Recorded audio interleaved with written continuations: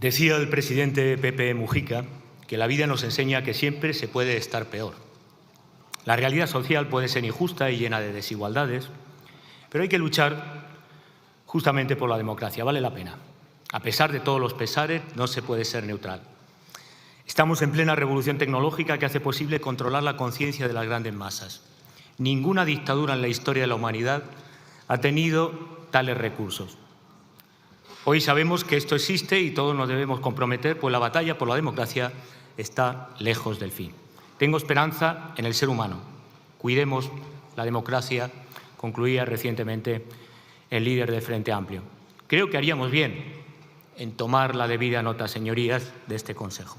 Cuidar la democracia. Nosotros, que somos de la filosofía de la praxis, desde luego lo hemos hecho y con congruencia hemos traído esta iniciativa, la hemos apoyado con la mayoría de fuerzas del arco parlamentario. Que es tanto como decir que hay que adoptar medidas de calidad democrática, medidas congruentes con la necesidad de reforma y adaptación reglamentaria de esta institución, que siempre ha de adecuar su funcionamiento a la realidad social. Hay que felicitarnos por la voluntad mayoritaria de consenso, pero también y de forma especial que haya sido fruto del diálogo con la sociedad civil, en especial con la red de colegios profesionales de periodistas, a quien agradecemos haber tomado la iniciativa, y también a la presidenta del Congreso, Francina Armengol, por practicar la escucha activa.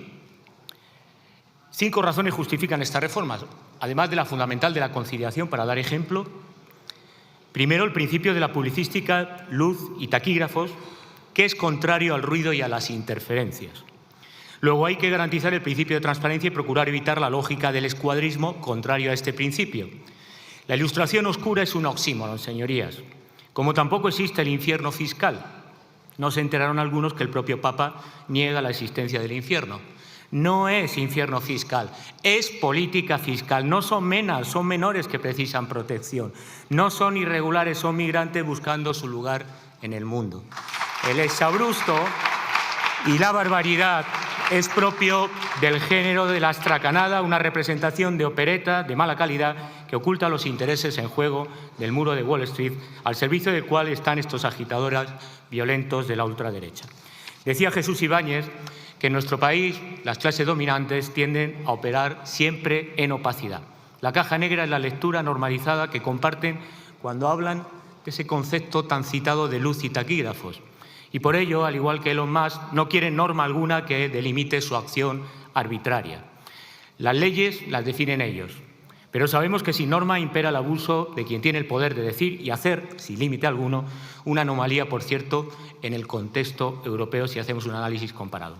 Urge, por ello, acometer esta asignatura pendiente de la democracia y abrir el debate en la esfera pública para superar ciertas falencias que tiene en este momento el periodismo parlamentario.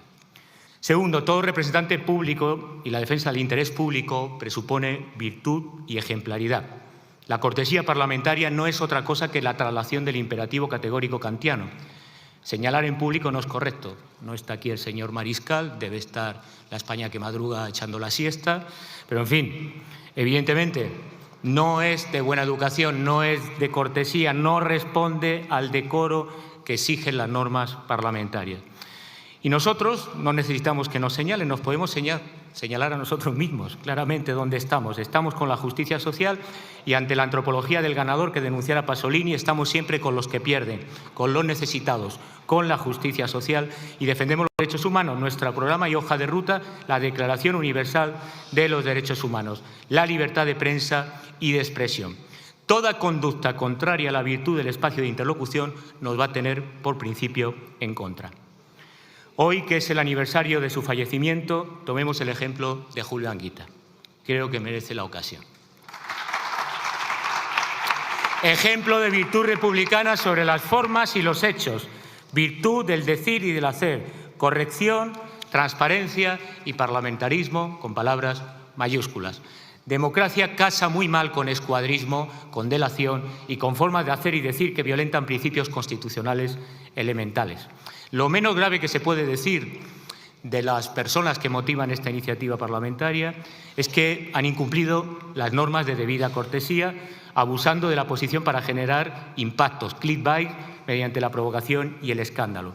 Pero lo más importante es que ejercen sin responsabilidad y no puede haber libertad de prensa sin responsabilidad. Toda mediación y representación pública, también la periodística, exige además escucha activa. La esencia del ser humano es justamente el diálogo. Hablar con un reparto justo del tiempo, ordenado, respetando los turnos, escuchando al otro. La hinchazón, la provocación castiza, el arrebato sin sexo, la provocación, la impericia, el aldeanismo cerril y otra suerte de comportamientos contra la mayoría no son aceptables, señorías. No renunciamos a la educación frente a ciertos espíritus y comportamientos vanos y pueriles.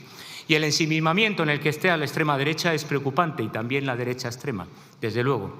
Si siguen anclados en el discurso del odio y la redundancia, en la falsedad y la mistificación como norma, en la epifanía de la verdad y la evidencia imponiendo a golpes una lógica tautista, aislada, negacionista, desde luego que están poniendo en serio peligro la dinámica parlamentaria. En fin, señorías de Vox y lamentablemente señorías del Partido Popular, no se trata de hacerse oír, que no es hazte oír, que es todo lo contrario, que es aprender a escuchar y respetar y dialogar. Leer también, si es posible, a ver si se les quita la tontería a más de un diputado y periodista que precisamente no se caracteriza por las buenas prácticas deontológicas. Yo creo que ni siquiera conocen qué es la palabra deontología. No sé si habrán pasado por la universidad.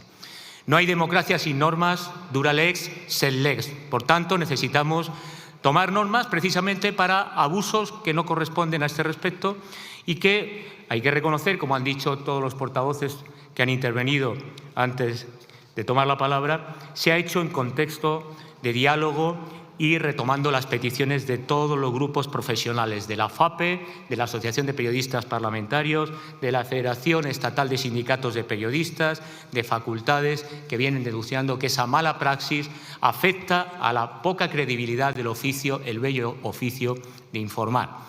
Así que en este contexto tomemos en cuenta algunas lecciones. Primero, que toda violencia simbólica, todo torcimiento del derecho a la información se traduce antes o después en agresiones y violencia física, en violencia política. Así que, señorías del PP, la disyuntiva es muy clara. O están con los trumpistas o con el Estado social y de derecho. No hay otra opción ni se pueden poner de perfil. Me van a permitir, termino, Presidenta, recordarles la cita correspondiente en este punto de Manuel Azaña, que insistía que un principio básico de la civilización liberal y del parlamentarismo es el respeto. Traemos a esta Cámara esta iniciativa de consenso de casi todos los grupos del hemiciclo para dar sentido moral y mejorar la calidad democrática de los trabajos propios de la democracia deliberativa, que últimamente están siendo alterados con abusos y un ataque consciente y deliberado contra la convivencia democrática. Si ustedes quieren estar en la algarabía, la reyerta, en las imágenes antitéticas, catacresis, oxímonos, hipérboles y todo tipo de tropos y trampantojos, ustedes verán. Pero aquí de lo que se trata es de la frónesis, de dar ejemplo y recordar que además de la libertad negativa está la libertad positiva.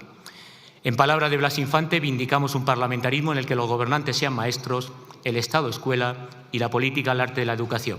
Máxima conciencia, máxima difusión en esta lección de fraternidad, en la que la Cámara ha de ser una escuela de buen compañerismo, la presidenta y mesa, directores y autoridades para poner orden y concierto, y los diputados o legisladores, maestros a la par que estudiantes y espectadores, con los periodistas como mediadores y no como agresores o todo lo contrario. Concluyo como empecé, recordando a Anguita, un ejemplo de virtud que escribía como vivía y hacía lo que decía mientras otros no dicen lo que hacen y no hacen lo que dicen. Respeto a la palabra verdadera, a la función mediadora que políticos y periodistas tenemos. Así que, como dice el himno de Riego, esta propuesta es libertad, libertad, libertad, con responsabilidad.